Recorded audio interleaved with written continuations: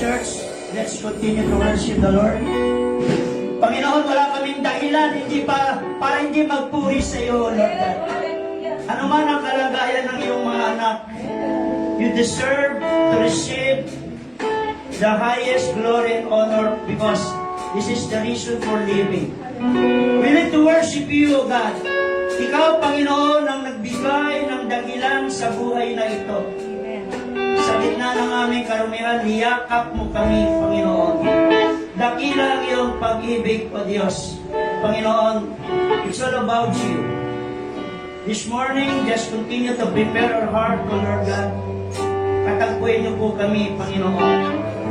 Patuloy mong siyasatin ang aming mga buhay sa kabila ng aming mga kahinaan, pagkukulang, pagkakasala. Minarapat mo na ikaw ang mabayubay doon sa krus ng Kalbaryo.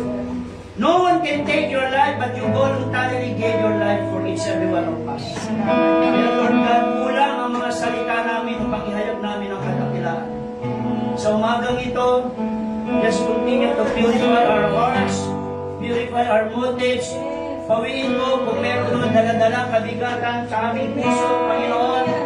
Linisin mo po, Father God. Kaya mo, Panginoon, we cannot truly worship you without surrendering. We surrender, Father God. Lahat ng bagay sa buhay po namin, Panginoon. Ano man yung mga bagay na nakakubli, nakatago, landad sa iyo lahat ito, Panginoon. But Lord God, because of your precious, amazing love and grace, but Father God, you shed your blood for us, O Lord. Panginoon, sa oras na ito, pangunahan niyo po kami sa aming pagsamba. Fill this place, around this place, let your glory, ang kapuspusang kapangyarihan ng banal mong Spiritong patuloy na dumaloy. Father God, hayaan mo ang mga salita mo, Panginoon, ay hindi magmumula sa matatamis na pananalita ng tao, but comes from the demonstration and the power of the Spirit of God. Let your message be a revelation, not just an information. Lord God, reveal yourself, your glory to each every one of us. Ano man ang katayuan po namin, Panginoon, your presence is healing.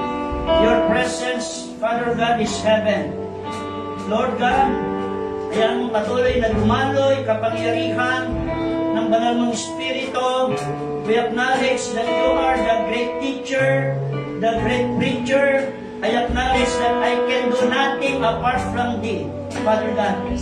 Hide me from the shadow of your cross. Ibalabal mo ang damit ng katwiran ng Panginoong Yesus. Sa mga sandaling ito, ikaw ang makita, Panginoon. Ikaw ang marinig, ikaw ang matunghayan, dakilang Diyos. Kaya Lord God, naniniwala kami na sa umagang ito, anuman ang kalagayan ng iyong mga anak, Father God. We delight ourselves to the Lord. He will grant the desire of our heart. Our deepest desire this morning is to glorify your name. Because this is the reason for living. Minsan pa, O Diyos, we're expecting great things to happen in your presence. As you have said, for where the presence of God is, there is power, there is liberty, there is healing, there is miracle. Because you are the miracle-working God. You are the way maker, the promise keeper, the light in the darkness. Lord, we're expecting great things to happen. Sa umagang ito, as you have said, call unto the Lord, you will answer thee. Ipapakita mo, ipaparanas mo, mga kamanghamangang bagay na di namin sukat akalain. Sa oras na ito, hindi namin nililimitahan ang kaya mong gawin, O God. Tatayo kami sa iyong salita. Ikaw ang may sabi na sa isang salita mo lamang. Binabantayan mo ito, you're not a man that you should lie, Father God, as you have said. Lord, salamat, Panginoon, sa kalayaan, pagpupuri, pagsamba, walang bagay na mahirap na gawin sa iyo. Sabi mo sa Jeremiah 32 verse 27, I am the God of all flesh. Is there anything hard for me to do? Not believe it. Father God in heaven, truly, to you will be the highest praise, the glory, power, and the thanksgiving.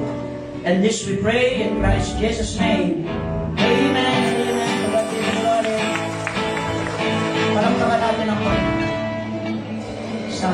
loud praise. Sa pong mapagpalang umaga sa bawat isa, no? Dinisenyo tayo ng Diyos para sa pagsamba sa Kanya. Nitong mga nakaraang linggo, parang hindi ako makapokus, maraming pumapasok sa isip, sa puso, no? But the great thing, sabi ron, niremind niya, laging nagbibigay ng comfort ng Diyos sa Kanyang salita. Niremind niya, kaninang umaga nandito ako, sabi niya, be still and know that I am God. Ano man ang kalagayan mo, pumanatag ka, manatili ka. Sapagkat ako yung Diyos na walang bagay na mahirap na gawin ko sa atin. Amen. Sa gitna ng kawalan ng anong pang bagay, you feel that you are hopeless and helpless, pero meron tayong Diyos na makapangyarihan sa lahat. Hindi man natin naunawaan yung mga nangyayari, di ba? Still, we are longing, we are hunger to worship God. Amen? Siya ang nagsabi sa Exodus 23:25, when you worship the Lord, He will take away sickness. Alam niya lahat kung anong kailangan mo. Sabi nga sa Alp 139, hindi pa bumubuka ang iyong labi.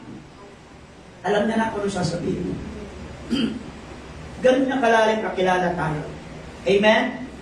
So, sa buong ito, ang ating topics about relationship.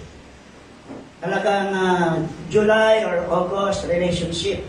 Sabi ron, maka-Diyos, maka-tao, makabayan, makakalikas.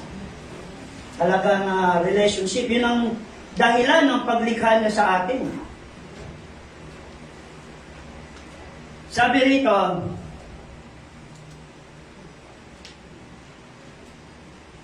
in the beginning, when God created the first man and a woman, they were totally God-centered, God-conscious, and God-dependent.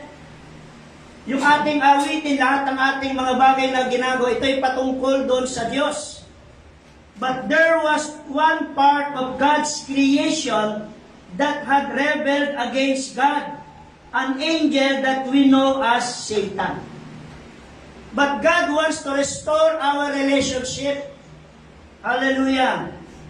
When they sinned, they became, nung magkasala ang tao, they became self-centered.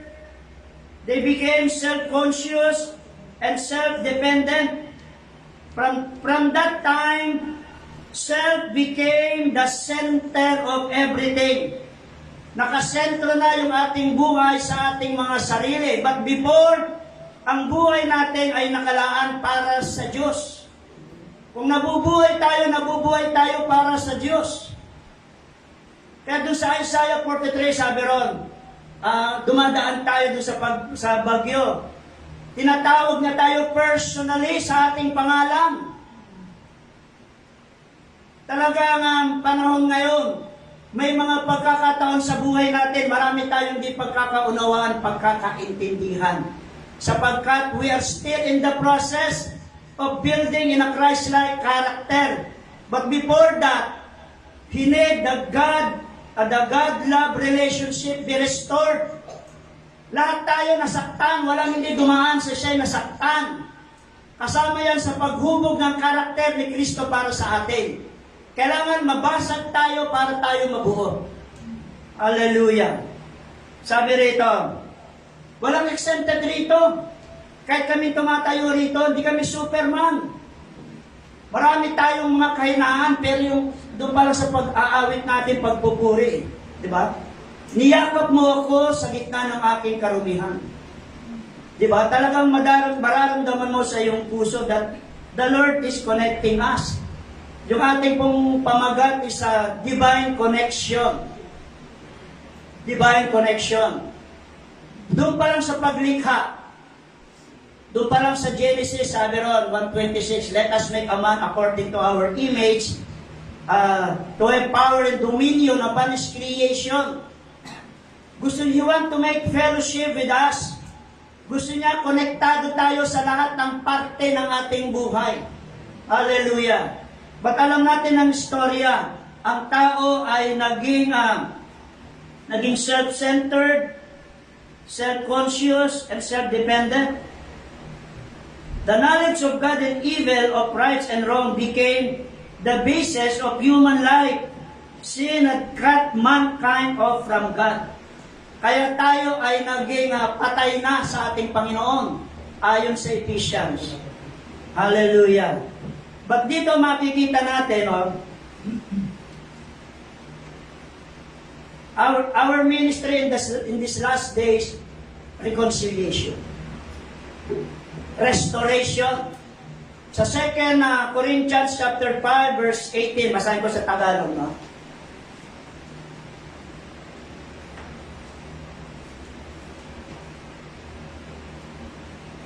Sabi na rito, simulan na natin sa verse 14, 14. Ang pag-ibig ni Kristo ang naghahari sa amin, sapagkat natitiyak naming may isang namatay para sa lahat. Yan. Kung kaya't ang lahat ay maibibilang ng patay. Yung mga nasasalubong pala natin dyan, physically alive, pero patay. Walang koneksyon, walang kaugnayan. Living dead. Because napawalay tayo sa Panginoon. Sabi rito, kung kaya't ang lahat ay maibibilang ng patay. Verse 15, namatay siya para sa lahat, upang ang mga nabubuhay ngayon ay wag nang mabuhay para sa sarili, kundi para kay Kristo na namatay at muling nabuhay. Kaya't ngayon, ang pagtingin namin sa bawat tao ay hindi na batay sa sukatan ng tao, sa pamantayan ng tao. Nung una ay gano'n ang aming pagkakilala kay Kristo, ngunit ngayon hindi na. Kaya sa verse 17, sabi ron, if any man is in Christ is a new creation, all things have passed away. Behold, all things become new. Pero kuminsan, nagmumulto, hinuhukay natin yung dating tayo na nakalibing na. Hallelujah. Kaya sabi rito sa verse 18, ang Diyos ang gumawa ng lahat ng ito sa pamamagitan ni Kristo, ibinilang niya kaming mga kaibigan at hindi na kaaway. Before ang pagtanaw, nag-iisaya ko tuloy. Ang pagtingin, pagtanaw kasi pagtingin. Pagtanaw. Ang pagtingin niya sa atin ay makasalanan dahil tayo napahiwalay. Kabilang sa kinapupuutan ng Diyos. Sabi rito, sa pamamagitan ni Kristo, binilang niya kami mga kaibigan at hindi nakaaway at pinagkatiwalaan niya kami upang maglingkod ng sa gayon ang mga tao ay maging kaibigan rin niya. Ang ibig sabihin, sa pamamagitan ni Kristo, ang mga tao ay ibinilang ng Diyos na kaibigan at hindi na niya tinatandaan ang kanilang mga kasalanan. Sa Old Testament, binanggit din ito sa Jeremiah 31:34, sabi ron, I remember your sins no more. Hallelujah. At kami naman ay inatasan niyang ipamalita ito. Last verse 20, sabi, kaya nga kami mga sugo ni Kristo, ang Diyos mismo ang nakikiusap sa inyo sa pamamagitan namin. Kami nakikiusap sa inyo alang-alang kay Kristo, makipagkasundo kayo sa Diyos. Hindi nagkasala si Kristo, ngunit alang-alang sa atin, siya ay itunuring na makasalanan. Sa English, mas maganda yung sinasabi ron eh. For Him, referring the Lord Jesus Christ, without sin, became sin, that we might have the righteousness of God. Hallelujah! Grabe po yun. Ano ba yung righteousness? No? Bagamat hindi ito yung topic natin. Righteousness is the ability to stand in the presence of God without any sense of guilt. Si Pablo, talagang taas mo siya nakakarap sa Diyos para bang wala siyang ipinapatay ng mga tao. Kabilang siyang saksi nung patayin sino yung the first martyr, si Stephen, di ba? The first martyr in the book of Acts. Kasi yung balabal ng damit ng katwiran ng Panginoong Yesus ay binalabal po sa atin. Dito makikita natin yung spiritual connection po natin. From the very beginning, Yun po ang plano ng Diyos. Kaya makikita mo rito, yung life without God has no purpose. And without purpose, life is without meaning. Hallelujah. Kaya po yung buhay natin, kahit na ikaw ng pinakamayaman, pinakamaganda, naalala ko si Gaddafi during their time, mga 80s, 90s, meron siyang $40 billion. Di ba? Pero, hindi mananatili yung mga bagay na yun. Kaya nga dito sa awit 139, maganda mapasalahan natin. Sabi niya nga na, before you were born, I know you. Sabi niya, yung everything sa buhay mo, siyang lumikha ng iyong sangkap. Bilang niya ang buto mo sa katawan, bilang niya ang mga nerves sa iyong katawan. He know exactly the time of your birth and the time of your departure. Because it is recorded. Hallelujah. Kaya talagang itong mga panahon ito, critical po. Kaya nais ng Diyos, ano man ang sitwasyon natin, mayroon man tayong di pagkakunawaan, pero hindi mo maisasantabi ang katotohanan that we belong to one another because we belong to one family of God. Amen? Ang malungkot, hindi nature ng tao na magpatawad. Sometimes, lip service lang natin yun. Sabi nga, it's easy to forgive, but it's hard to forget. Kasi hindi likas sa tao yun. But through the Spirit of the Lord, binuhos niya yung Espiritu Santo ng pag-ibig sa ating puso. Kaya kahit anong dinaraanan mo, kahit ikaw ay nasaktan, dinaanan din ng Panginoong Yesus yun. Hindi niya deserve na mamatay dahil sa akin, dahil sa bawat sa atin, pero minarapat niya. Ganun kadakilang pagmamahal niya dahil gusto niyang ma-connect po tayo. Yun po yung dahilan ng mga bagay na yun. Kaya masabi niya, greater love has no one than this, that He laid down His life for His friends. Hindi na tayo tinuring na kaaway, kundi tinuring tayong kaibigan. Kasi sa kaibigan, may pagtatapat mo eh. Nakakapag-unload ka, nasasabi mo kung ano yung ano mo. At sa 1 John 3:16, this is how you know what love is. Jesus Christ laid down His life for us. Tatlo lang yung ating babanggitin dito. Baka magulat kayo, may hindi yung ating sermon. Yung ating vertical relationship to the Lord. Yung ating horizontal connection to our brethren, and yung ating frontal responsibility to the world, to the unbelievers. Kaya kung nais mo, maayos ang lahat ng bagay na relasyon sa buhay mo, unahin mo ayusin ang relasyon mo doon sa Diyos. Unahin mong ayusin ang relasyon sa Diyos. Because a life without God is like a ship without a rudder. Sabi ron, ang buhay daw na wala ang Diyos ay para lamang tayong barko na walang nagtitimon. Hindi ka masatisfy. Lakbay ka lang naglakbay pero walang sense of direction. Marami kang gustong gawin pero hindi sumapat. Because there is nothing in this world can truly satisfy us. Lahat tayong makasalanan. We are sins before, ang tawag, but now we are called, hindi na makasalanan ang tawag sa atin eh. Yung, ano yung termino ng tawag sa atin, kasi hindi nga na tayo tinitignan na gano'n. Amen? Pero still, nasa proseso pa rin po tayo. Diba? Kaya dito sabi, many of us are living like a ship without a rudder. Kasi marami tayong gusto sa buhay natin. Pero kahit makuha mo na yung gustong yon, masasabi mo ba na satisfied ka? Diba, in the beginning of the creation, isang wika lang ginagamit natin. Sabi ng mga ngaral, nilikha ng Diyos ang tao para sa kabutihan. Pero ang tao nag-iisip ng maraming bagay. Hanggang sa dumating na yung point na talagang gusto nang saklawan, gusto nang abutin ang kalangitan.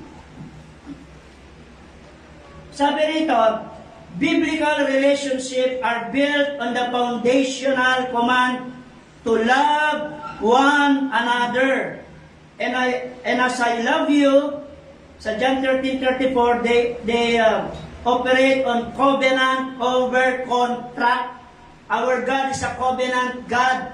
Mahalaga sa Diyos ang pakikipagtipan niya sa bawat isa po sa atin. Prioritizing selfless sacrifice, mutual respect, and unconditional forgiveness as reflection of Christ's love for the church. If you want to break the heart of Christ, break the unity, break the relationship of the church. Kaya kailangan protektahan natin. Alam naman natin na walang perfectong church, pero nais ng Diyos na makilala ang kanyang iglesia na tapat, na nagmamahalan sa kabila ng ating mga differences. Lahat tayo may mga attitude problem na patuloy na binabago pa rin ng Panginoon. Do you agree with me? Yes. Hallelujah. Kasi kapag sinabi mong wala kang kasalanan, sinabi na nga ng 1 John 1:8, kapag sinasabi mo na wala kang kasalanan, ginagawa mong sinungaling ang Diyos at wala sa iyong katotohanan. Hallelujah. Kasabi rito,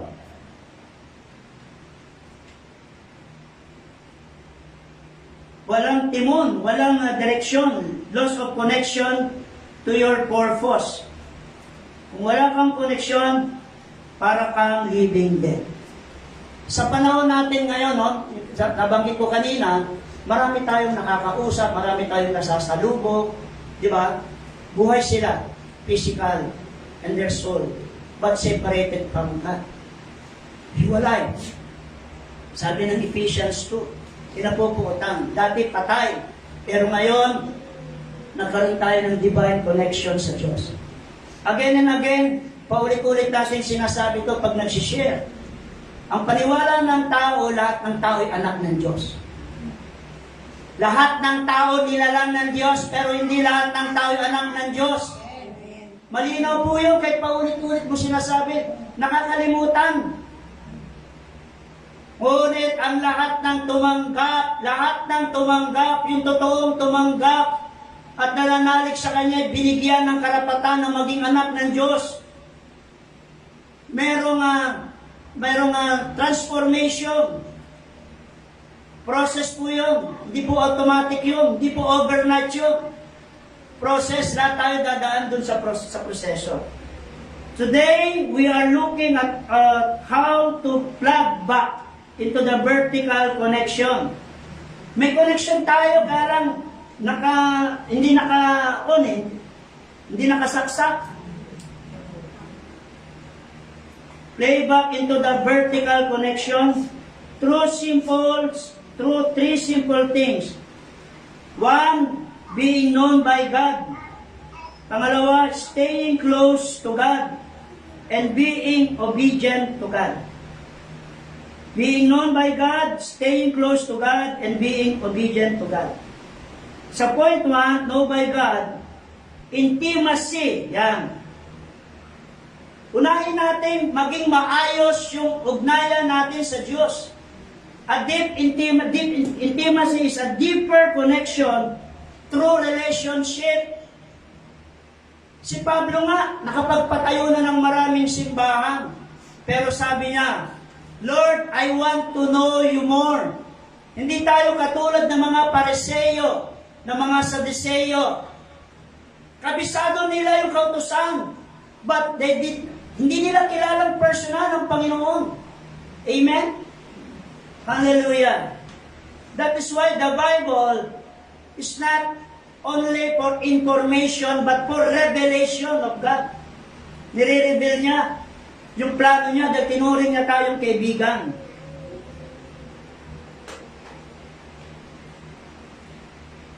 When we are disconnected from God, we lose our sense of direction. Ligaw tayo. We start defining ourselves by our mistakes, our jobs, or what other people say about us. But the gospel offers a radical alternative. The very first step to plugging into the vertical connection is realizing that you don't have to wander in the dark, trying to find yourself. You are completely known by God. Sipin mo doon sa awit 139, I think verse 4 yun. Hindi pa bumubuka yung iyong bibig, alam na ng Diyos ang sasabihin mo. Hindi ka pa pinapanganak, nakita ka na ng Panginoon.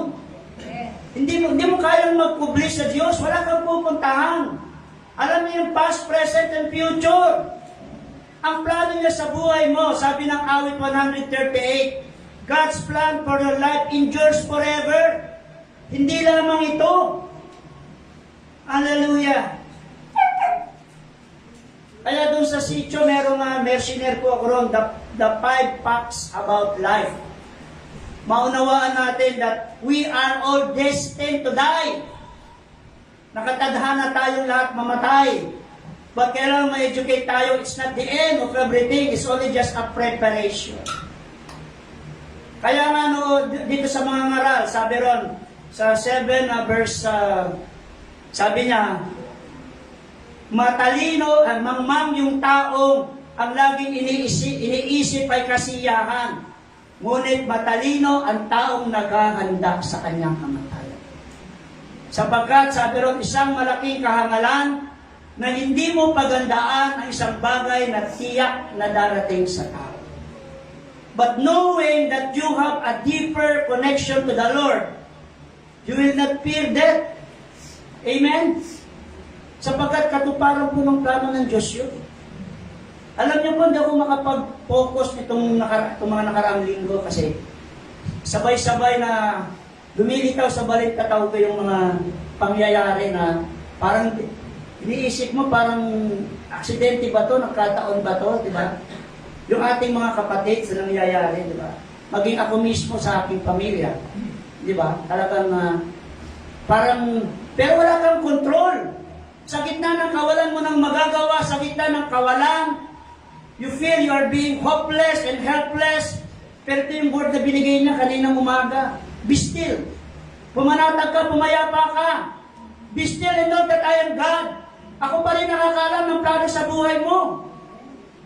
Pinayagan niya lang yan na dumaan po sa atin yan. Para maging selfless po tayo. Para hindi tayo maging self-centered. Maging Christ-centered po tayo. Hallelujah. Kaya yung mga Krisyano, pinapadaan sa wilderness. Whether you like it or not, you will run through the process of life in the wilderness. Hallelujah.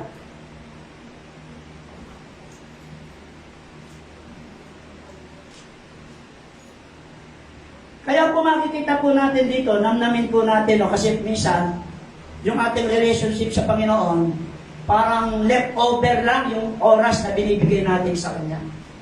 Masyado tayong abala sa maraming bagay na hindi mo alam kahit wala kang sakit, pwede kang hindi na magising bukas. Diba? Walang digaran siya na malusog, lakas-lakas ng katawan mo, health conscious ka, tapos pagising mo, di ka na makabangon, o kung magising ka, mapanat ka. Hindi mo may pagmamalaki ang araw ng bukas. Hindi mo hawak ang araw ng bukas. Pero pag nasa Panginoon ka, meron iba. Diba? Yun yung purpose, yung makita natin yung lalim ng koneksyon ng pagmamahal ng Diyos sa ating mga buhay. Hindi ka pa pinapanganak, nasa puso't isipan ka na ng Diyos. Hallelujah! Nilikha ka niya upang to express yung pagmamahal niya sa bawat isa po sa atin. Pero alam naman natin ang nangyari, na-disconnect ang tao dahil doon sa kasalanan. Pero hindi pa rin tumitigil ang Diyos upang tayo'y mahalin. Yakapin. Hallelujah. Tayong lahat, kung pagbabatayan, walang nakabot sa pamantayan ng Diyos. Diba? Hindi tayo nandito para to accuse one another. Maaaring meron tayong nasasabi sa isa't isa. Lahat naman po tayo meron nasasabi sa isa't isa. Pero mas isipin natin yung sasabihin ng Panginoon sa atin. Doon niya tayo na pinakita niya yung ating kawalan ng magagawa. Andun yung pagdidisiplina niya rin sa atin. Andun yung pag-abot niya sa atin, di ba? Na maraming bagay sa mundo na hindi mo may paliwanag. Sabi ng Deuteronomy 29 verse 29, may mga hiwaga sa mundong ito na di kayang maabot ng unawa ng isip ng tao sapagkat may mga bagay na itinalaga lamang para sa Panginoon. Pero kailangan pa rin natin ibigay ang buong pusong pagtitiwala.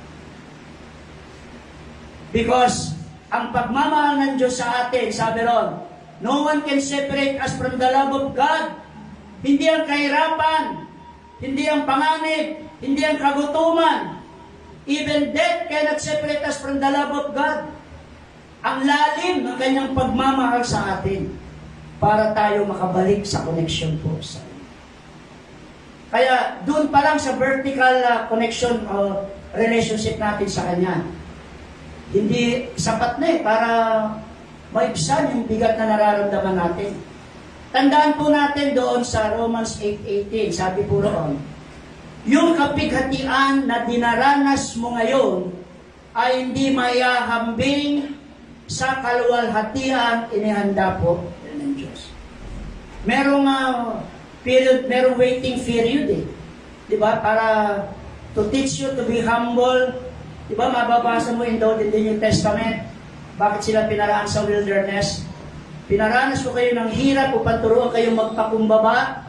Maunawaan ninyo na ang tao hindi lamang sa literal na tinapay, na material na bagay na bubuhay, kundi sa espiritual. At sabi niya, for 40 years, hindi nangupas yung kanilang kasuotan. Ngunit ang tao patuloy na nagre-reklamo. Kaya pagdating sa Numbers 14, kung ano yung mga sinasalita ng mga tao to the evil congregation, yun ang naganap, hindi sila nakapasok sa promise na. Hallelujah. Kaya tayo, examine natin araw-araw sa gabi. Lord, lumalakad pa ba ako ayon sa pananampalataya? Kumusta ba yung relasyon ko sa iyo? Nakapagbigay pa ba ako ng quality time? O baka leftover lang yung naibibigay? Maraming matalino, magaling dito sa ating bansa, sa buong mundo. Pero bakit bagsak yung bansa? Hallelujah. Without God's connection or intervention sa buhay po natin, mabibigo po tayong lahat. Hallelujah. Kaya po i-connect natin sa Panginoon. Diba? Kasi kailangan na pagdaanan natin po ito. You are completely known by God. Alam niya yung past, alam niya yung present, alam niya yung future. And God is always for the present. Yung mga bagay sa nakaraan, tapos na yun.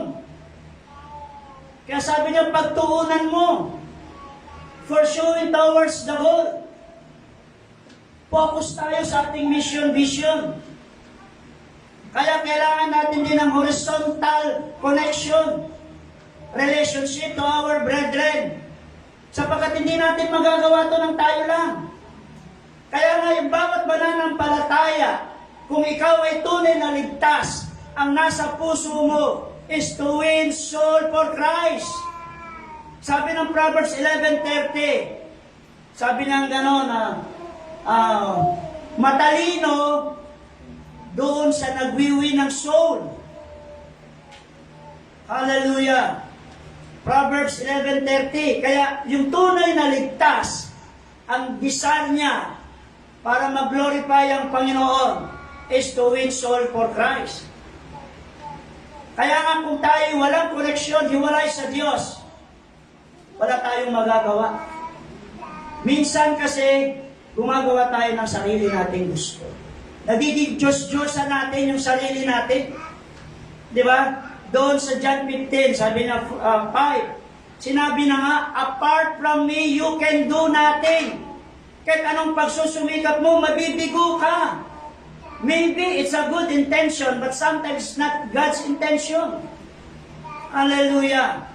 At sabi roon sa verse 8 ng John 15, na pararangalan ang Diyos kung tayo'y namumunga, nagwiwi ng soul.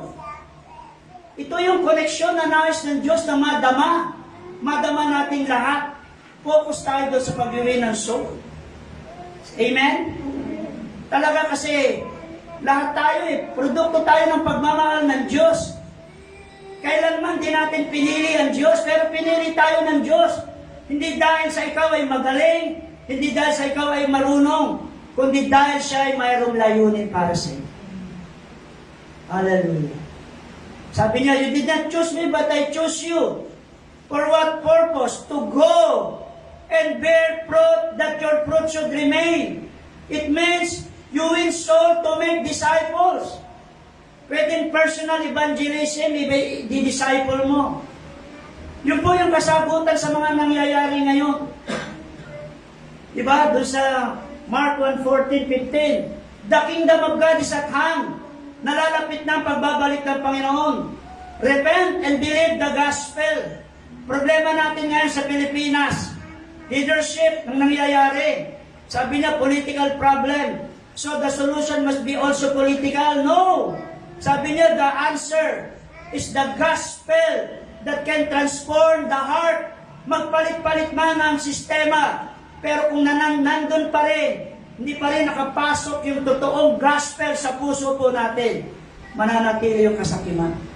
Yung kasakiman, kaya nakapasok yun, dahil sa pagmamahal natin sa mga Diyos-Diyosan natin kinikilala. Pwede ito yung sarili mo, nagiging Diyos-Diyosan mo.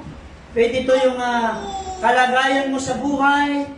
Pwede ito yung kapangyarihan mo, yung pera, whatever is that. That is why sometimes we are being disturbed by so many things of this world. Maraming Kristiyano ngayon nagiging katulad ni Martha.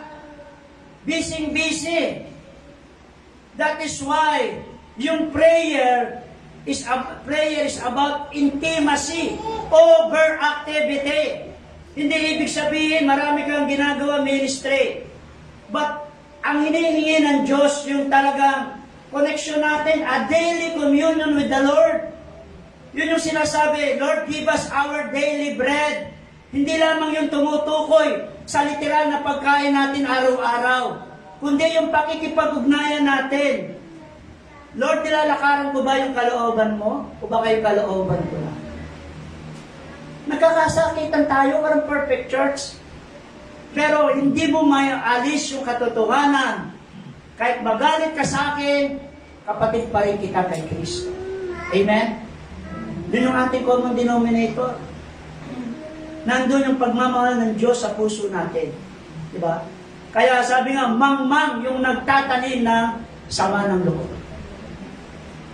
But being a Christian, sigurado masasaktan ka. Even the Lord Jesus Christ Himself, may masasabi sa Kanya. Pero mahalaga pa rin yung connection. Kaya matapos yung vertical connection natin sa Panginoon, kumusta naman yung ating connection sa ating kapatid? Ayaw kong makita yan eh. Ayaw kong kasama yan, ayaw komportable yung kasama yan. Di ba? Minsan may mga ganon. Di ba? Pero you need to love. Lord, turuan mo akong magmahal. Turuan mo akong magpatawad. Di ba? Yung sabi nga, daigin mo ng mabuti ang kasamaan. Masakit magsalita po ang Biblia. Mas masarap na naririnig mong banal na kasulatan na nasasaktan ka. Sabi ng Romans 12:9, let your love not be in hypocrites. Sa ibang termino, masakit ng salita. Hindi ko matandaan kung anong version yun. Pero nabasa ko yun eh. Let your love not be in hypocrites. Yung mga umuusig sa'yo, ipanalangin mo, huwag madapa. Kundi ipanalangin mo na pagpalain. Hallelujah. Kaya yung connection natin sa bawat sa atin. Kaya nga si Pedro, nung hinuhugasan yung paa, nahiya siya, Lord, wag kung saan ako nagpupunta, marumi yung ko, nakatapak ako ng kung ano. Diba sabi nga ng Panginoon, kung di ko to gagawin, wala akong kaugnayan sa'yo. That is why sometimes open rebuke is better than secret love. Malungkot ka kapag narinig mo ang salita ng Diyos na hindi ka na umaaray. Double blade nga yan eh. Double blade yan, tumatagos sa pinaglalagusan ng buto at kasukasuan. Tumatagos sa pinaglalagusan ng buto at kasukasuan. Nakababatid kung anong iniisip mo sa oras na ito. Wala tayong nagpuproblema. Hallelujah. Kaya ito yung gusto niya. Magkaroon, bago siya bumalik, magkaroon ng restoration, magkaroon ng reconciliation. Hallelujah. Kaya, God is the God of purpose. Inalaw niya yung mga bagay-bagay. Katulad ngayon, talagang ang daming nangyayari.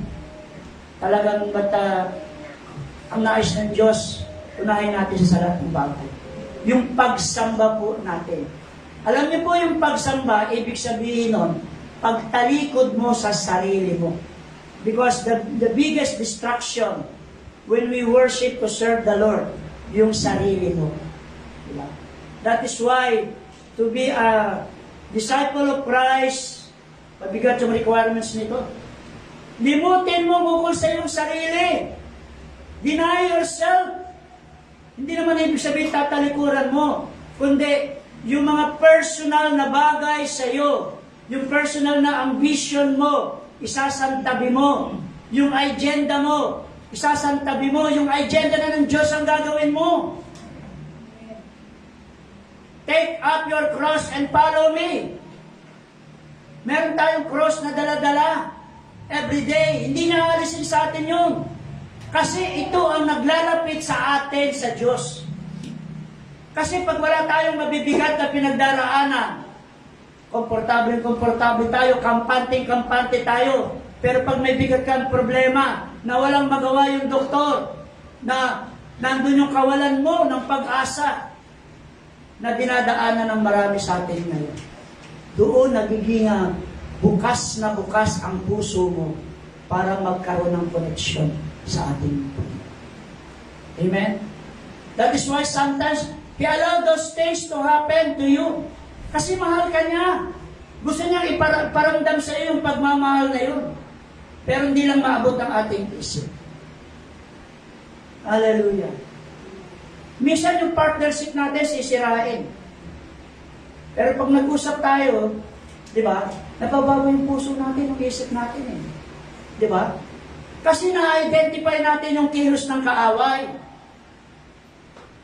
Walang magiging dahilan para hindi tayo sumamba at maglingkod sa Diyos. Walang magiging dahilan para hindi tayo mag-evangelize. Minsan nakakapagod, parang walang response, pupunta ka. Nandun na yung prayer mo, nandun na lahat, ginawa mo na, nandun yung lumilibot ka na, pero parang walang response. Tinitignan ng Diyos upang mahayag yung bunga, yung karakter ng banal na Espiritu, yung pag-ibig. Kaya mo bang mahalin yung mga taong unlovable? Paano mo totoong mamahalin ang kapwa mo kung ang Diyos na di mo nakikita, di mo magawang mahalin? Paano mo mamahalin na yung kapwa? Na wala nang ginawa araw-araw, yung kapitbahay mo kundi magtambak ng basura. Minsan puputo-putsita ka na din. Hallelujah. Talagang grabe po yung pressure. But because of God's Spirit love for us, nagagawa pa rin natin palawakin yung ating unawa. That is why love covers multitude of sins. Natatakpan ng pagmamahal ng Diyos na binuo sa ating puso ang pagkakamali ng ating kapwa. Amen po ba? Parang wala yata sa mga ayaw. Mahirap eh, no? Talagang sa sarili natin, mahirap. Aminado naman tayo na di natin kayang gawin yung sa ating sarili. But God will enable you. Yun yung trabaho ng Holy Spirit sa atin. Philippians 2:13. It is the Holy Spirit who works in you, who works in me. Sa anong dahilan? To act. Upang kumilos ka, to act and to desire according to His good purpose. Amen? Bilis ng oras, 10:36, mayroon pa communion. Hallelujah. Sige, anuhin ko na lang ito. Hintay sa pangatlo. Yan. Ito yung responsibility to the world. Hindi yung tipong wala tayong pakialam.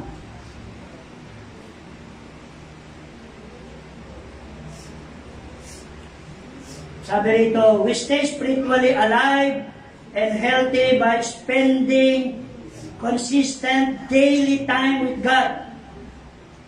To stay close to God, we must abide, which simply means to make our hope with Him through daily prayer, reading His Word, and talking to Him throughout our day.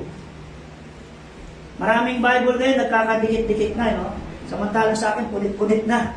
Di ba nagkakadikit-dikit? Kasi hindi nababasa. Makikita mo yung Bible na gamit eh. Lagi, bagong-bago. Nagkakadikit-dikit yung pahina. Pero nagagamit madalas, sira-sira. Ang dumi, ang daming sulat. Hallelujah. Kaya nga kung naalala niyo yung sinabi ni Pastora Dali nung linggo, di ba? Sabi ng Panginoon doon sa Revelation 2, alam ko naman lahat ng pagtitiis mo.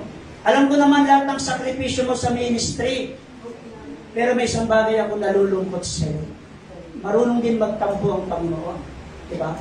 Wala na yung init ng unang pag-ibig mo sa akin. Nababaling na sa mga bagay-bagay. Hindi na ang Panginoon ang first love. Kaya hindi ka mainit, hindi baligamgam ka, isusuka ka ng Panginoon. Hallelujah. Para manatili ka, yung connection mo sa Diyos, you need to win soul for Christ. You need to pray, Lord, sa maghapong ito, gabayanin po ako. Let your light shine on me. Gamitin mo ko maging vessel. Magbukas ka ng bawat pagkakataon sa mga taong makakausap ko kahit di ko kilala. Diba? Sige lang, magtanim ka lang. Salita naman ng Diyos ang tutupad nun, di naman ikaw. Yung salita niya hindi babalik nang walang katuturan, kundi gaganapin niya. Hallelujah.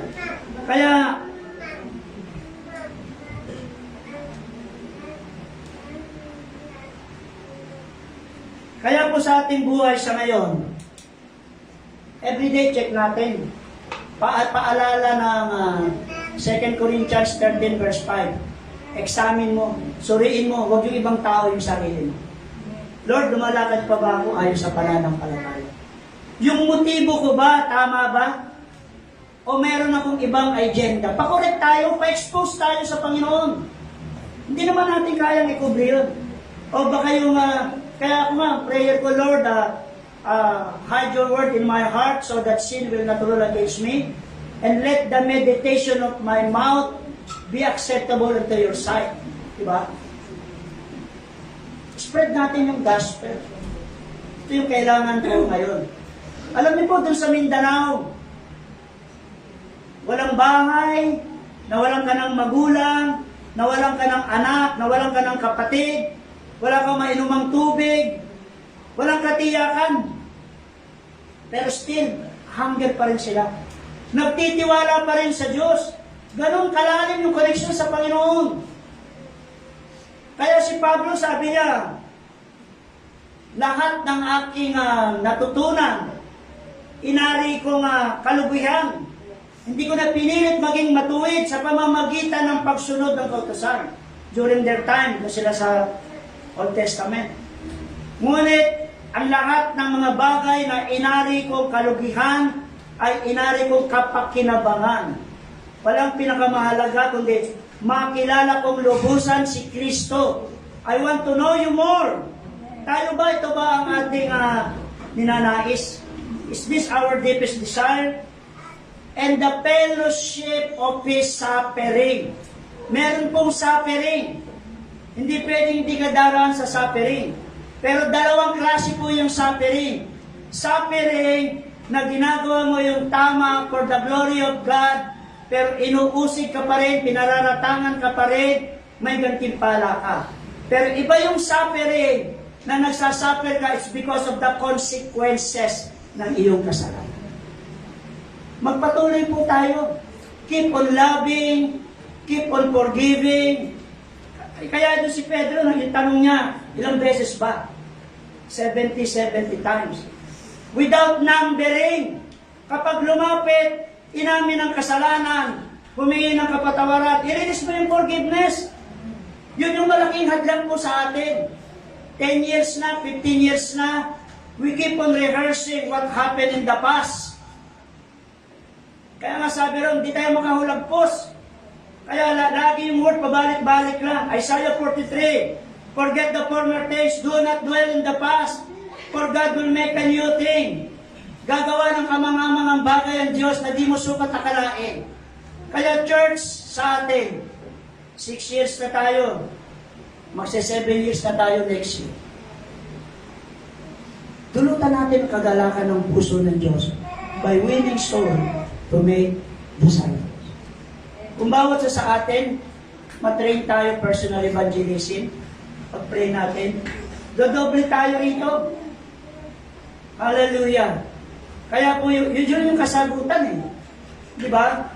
Kaya kanina, sarap kumawit eh. Kahit mga lumang kanta na yung Christ is the answer, si Kristo lamang ang katutunan, si Kristo lamang ang kailangan. Kasi minsan sa sitwasyon natin, wala tayong magawa. Yun yung malungkot sa buhay ng isang Kristiyano, o sa buhay ng isang tatay, o sino man sa atin. Gusto mo umabot sa iyong kapwa, pero wala kang magawa. Pero yung prayer mo, very powerful po yun. Amen? Kasi yung character ni Kristo, nahayag. Yung love. Even may pressure sa'yo, but still, you are still in control. God is in control. Nandun pa rin yung kapayapaan sa kabila ng tensyon. Nandun pa rin yung love, joy, peace, patience, and long suffering. It speaks of love. Sacrifice is the name of love. And that is forgiveness. Sa ating kapwa. Diba?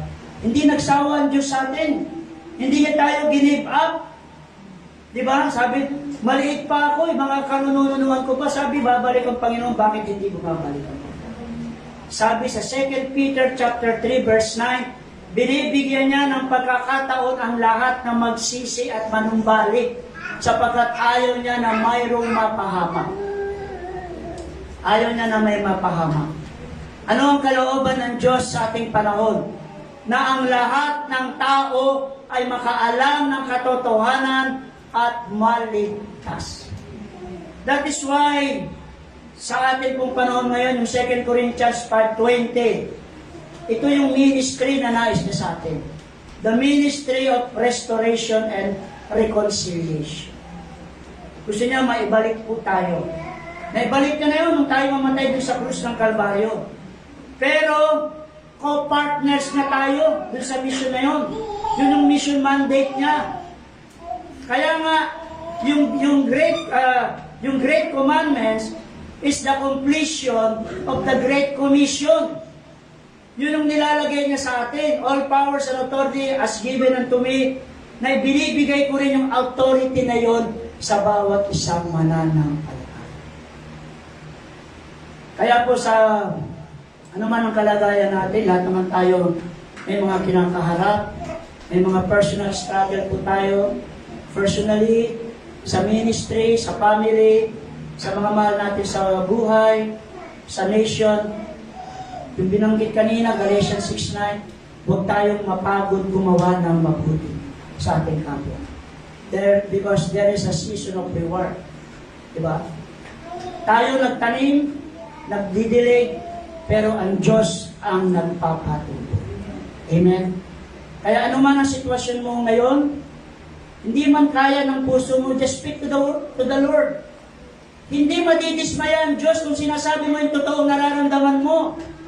Pwede mong sabihin, Lord, alam mo yung totoo, inis ako, galit ako sa taong ito. Hindi siya madidismaya nun. Dahil naging totoo ka sa sarili mo. Ayoko tong ganitong damdamin, alisin mo ito sa puso. Amen? Just speak the word, and it shall come to pass. Kasi yung sinalita mong yun, galing sa puso mo na lumabas sa iyong bibig. Amen? That is why, confession is made unto salvation, sabi ng aklat ng Roma. Kaya church, sa umagang ito, anuman ang sitwasyon mo ngayon, tanging Diyos ang nakakaalam. Marahil, katulad tayo ni Abraham, inuutusan siya ng Diyos, being obedient to the Lord. Yun yung laging nag-strike sa isip ko eh. Hebrew 11 verse 8. Faith is obedience. Obedience is faith in action, even to the unknown. Hindi mo na alam kung saan patungo, kung anong kainat na ito, pero buong puso pa rin siyang nagtiwala sa Diyos. Because faith is not about emotion. Hindi ito about sa ating damdamin. Kundi ito'y connection natin sa pagsunod, sa pagmamahal natin sa Diyos. Amen? At again, tatlong bagay lang po yun. Ayusin natin yung ating divine connection, vertical relationship to the Lord, horizontal relationship to our brethren, and our ministry to the world, to the unbelievers. Yun po yung ministry na nais ng Diyos na gawin po natin. Sige po, tumayo po tayong lahat at tayo po'y dumako sa panalangin. One worship song tayo at bago tayo mag-close sa panalangin. Lord, hindi nalilingit sa iyo yung aming mga buhay, yung aming mga pinagdaraanan. Hindi na namin alam kung anong kakagilapin namin sa aming sarili. But Lord, but still, niyayakap mo kami. Your grace is sufficient for us, and your strength is made perfect in weaknesses. Naahayag ang iyong kapangyarihan, ang iyong kalawalatian sa aming mga kahinaan. Sabi mo sa Luke 18:27, ang hindi magagawa ng tao ay magagawa. Kung nasa sitwasyon man kami ngayon na napakahirap, Lord, patuloy mo kaming yakapin sa umaga. Build a strong connection. Restore. Hallelujah. Purihin ka, O Diyos. Patuloy mong dinggin, katapuin ng bawat sa amin. Basagin mo kami upang kami mabuo, O Lord God.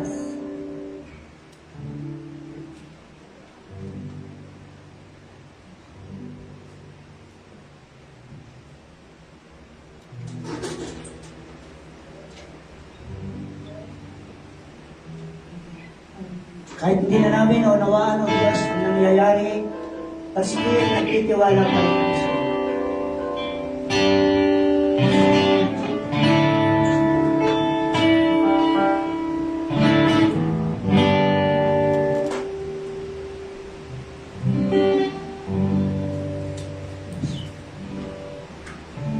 Pakinggan mo, Diyos, ang awitin ng aming mga puso.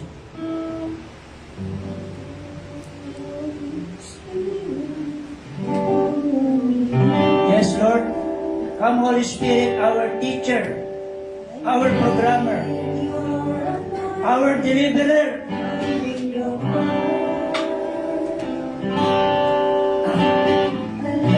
Here we are, Lord, standing in the holy ground of your holy presence.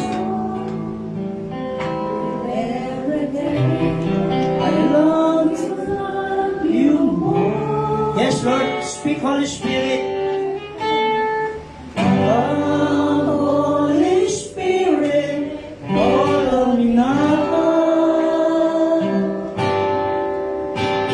I need your anointing with your word.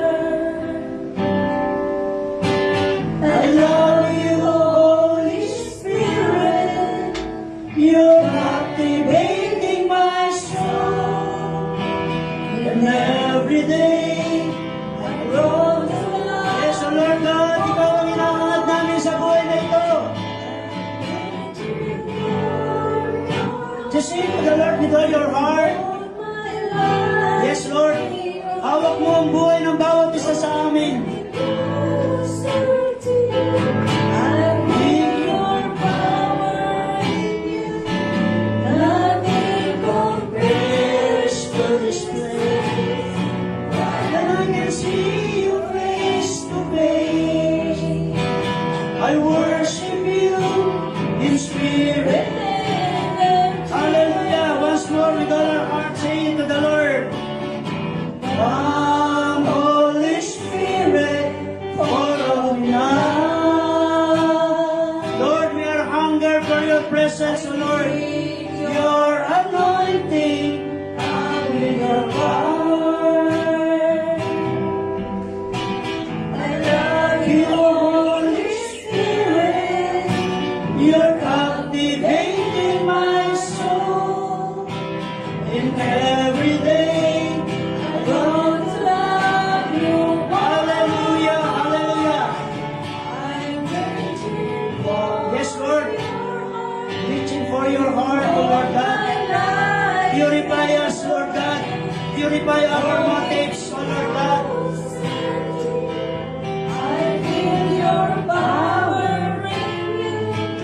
Nothing compares to this place where I can see you face to face.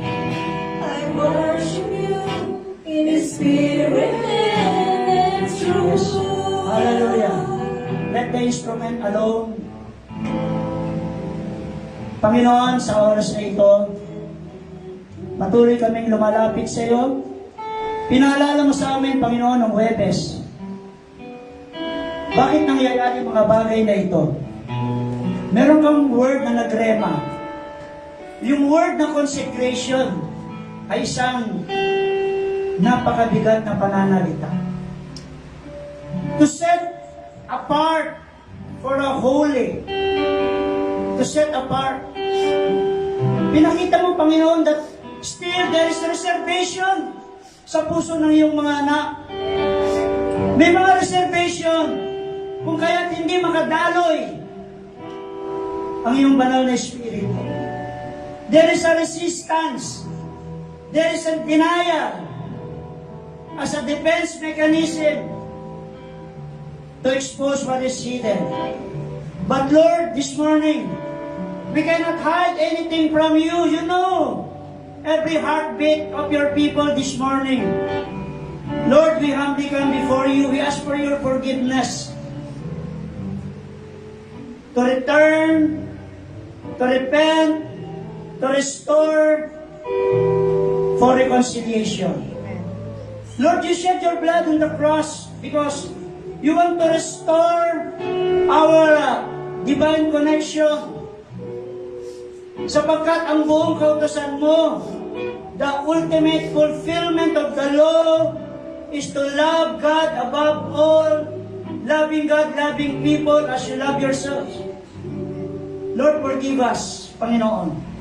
Kung kami nagkanya-kanya ng direksyon, may mga sarili kami kagustuhan, masarap, Panginoon, expose mo yung puso namin. Not anyone. Sa sarili namin, kami, Panginoon, hindi namin trabaho na mag-akusahan sa aming kapwa sapagkat hindi kami ang hukom. But one day we will stand before the Lord and the Lord will make an audit. Itama mo yung paglilingkod namin, Panginoon. Amen. Yung tamang pagpapakumbaba at pag-amin namin sa aming sarili. Wala kaming may pagmamalaki. Pero kung wala ka, wala kaming magagawa. Ano man mga kadahilanan, kung meron man sa pamilya namin, mahal namin sa buhay, na may pinagdaraanan ngayon. Meron kang reba word, sabi mo, be still. Magtiwala ng lubusan, ano man ang dumating, ano man ang mangyari. Because even death cannot separate us from the love of God, from the connection of God. No one can snatch us sa kamay ng Diyos. Ganun kalalim, kalawak ang pagmamahal mo ng connection mo sa bawat isa amin. Ganun din dito sa amin sa Word of Life. Hindi mo hinihingi na maging perfecto kami. Ba't hinihingi mo maging tapat po kami sa paglilingkod namin sa iyo. That there is no hidden agenda. Not in our own self-image.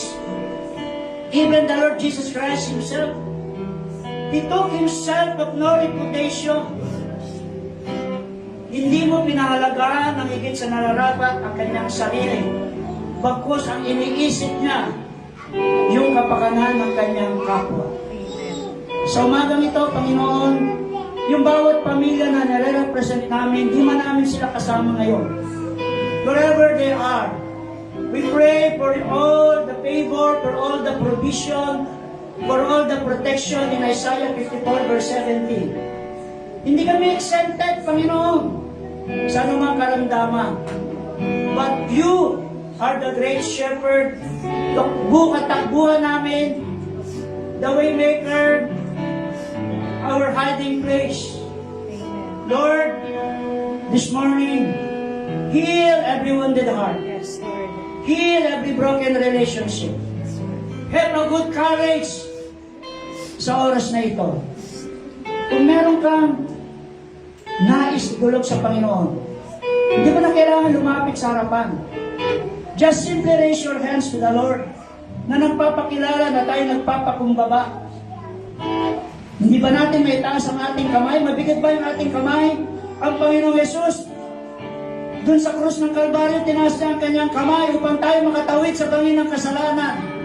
Merciful Father in heaven, katagpuin mong bawat isa sa amin. We are all guilty. We are all come short of your glory, Panginoon.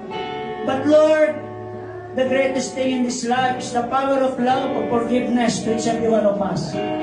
Panginoon, start a new beginning sa buhay po namin. Yes, Lord.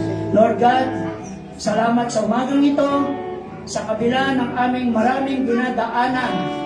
Patuloy na inaabot mo, niyayakap mo ang bawat isa sa amin. Yes, Lord. Thank you, Lord. Turuan mo kami.